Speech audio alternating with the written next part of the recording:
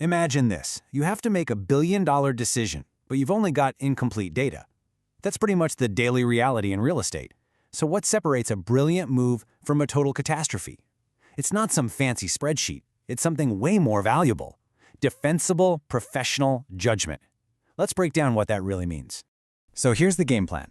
First, we're going to talk about what a consultant's real job is. Then, we'll climb what I call the ladder of reliability to see the huge difference between expert judgment and just a wild guess. After that, we'll see how the pros draw clear boundaries in a super uncertain world, and we'll look at the tools they use to tame all that uncertainty. And finally, we'll put it all together and show you the formula for building truly bulletproof advice. All right, let's get one thing straight. A consultant is not just a broker. A broker helps you buy or sell something. A consultant? They're a strategist. Their real job is to take this chaotic mess of market trends, financial models, and zoning laws and forge it into a clear, actionable roadmap for massive investment decisions. They're not just selling a property, they're selling clarity in a world of confusion. So what exactly is this professional judgment we keep talking about? Well, it's not a gut feeling, it's not a lucky guess, it is a structured, disciplined process. It's about applying your training, your knowledge, and solid reasoning to reach a conclusion that you can actually defend. Think of it like a science, one that's backed by professional standards that demand you show your work. At the end of the day, the goal is to deliver advice that hits 3 critical targets. It's got to be objective, no personal bias allowed. It needs to be transparent, meaning anyone can follow your logic from A to B. And, most importantly, it has to be defensible, strong enough to stand up to some serious scrutiny. You nail those 3, and you've hit the gold standard. Okay, so this brings us to the real heart of the matter. How do you tell the difference between a well-reasoned conclusion and a complete shot in the dark? Let's break it down using a little something I call the ladder of reliability. Let me just ask you straight up, what really separates the kind of advice you can bet your company on from the stuff you hear tossed around at a coffee shop? The answer you'll see is all about what that statement is built on. And here it is, the ladder of reliability. Way up at the top, you've got professional judgment. This stuff is built on a solid foundation of hard data, financial models, and regulations. It's highly reliable. Now take a step down and you get opinion. This is based on experience, which is definitely valuable, but it's only moderately reliable by itself. And then all the way at the bottom, you have speculation. This is the danger zone. It's based on rumors and assumptions. A true professional, they live and work exclusively at the top of this ladder.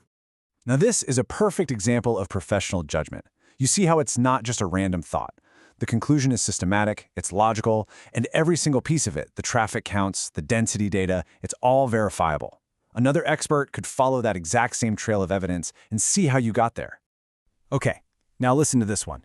This is an opinion. It might be totally true, and it could come from decades of experience. But on its own, it's not judgment.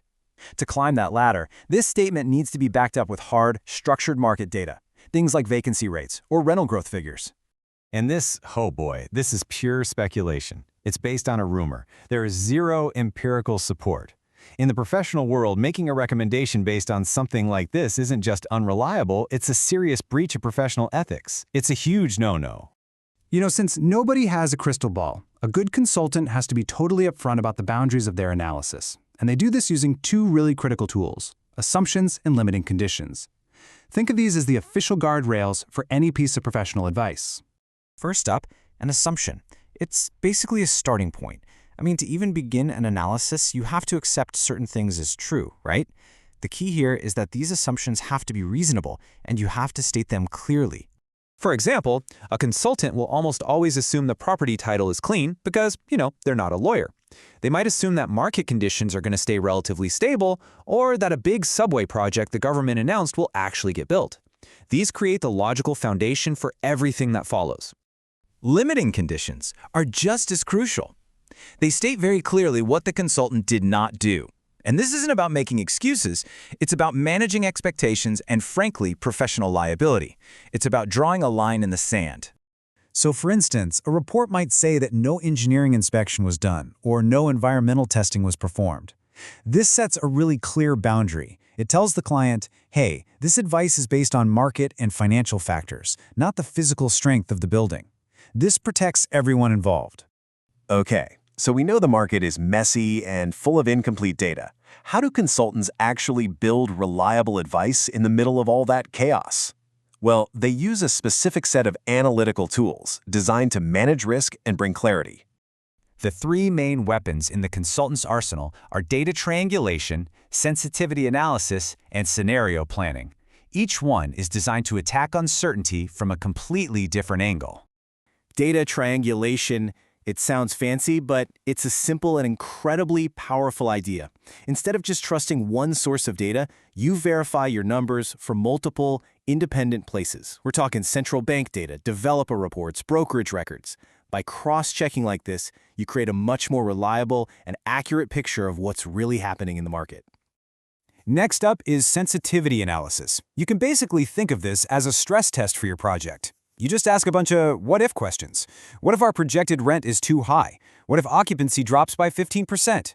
By tweaking these key variables, you can see exactly which factors pose the biggest threat to your return on investment. It's all about finding the weak spots before you put a single dollar on the line. All right, let's bring it all home. How do all these pieces, the judgment, the boundaries, the analytical tools, how do they all come together to create advice that is truly bulletproof? Well, it all comes down to one core concept: defensibility. And this right here is the biggest takeaway of the whole thing. Defensible advice isn't about being able to predict the future with 100% accuracy. Nobody can do that. It's about creating an analysis that is so solid, so robust, that another qualified professional looking at the exact same data you did would have to agree that your conclusion is reasonable. That is the standard that banks, investors, and even courts rely on. I want you to think of your advice like a building that's standing on 4 essential pillars. First, you need evidence-based analysis. Second, a transparent methodology. Third, a chain of logical reasoning that connects all the dots. And finally, compliance with professional standards. If even one of those pillars is weak, believe me, the whole argument can come crashing down under pressure. And here it is, the playbook. This 5-step framework is how you turn all this theory into practice. You start by clearly defining the problem. Then you gather your data. You analyze it using the tools we talked about, you assess the risks, and only then, at the very end, do you formulate your final defensible judgment. It's a disciplined process that makes sure nothing is left to chance. So let's just end on this thought, because after all the data is crunched and all the reports are written, it all comes down to one single moment of accountability. When a client with everything on the line looks you in the eye, they're not just asking, "What do you think?" They're asking, "Can you defend it?" Thanks for tuning in.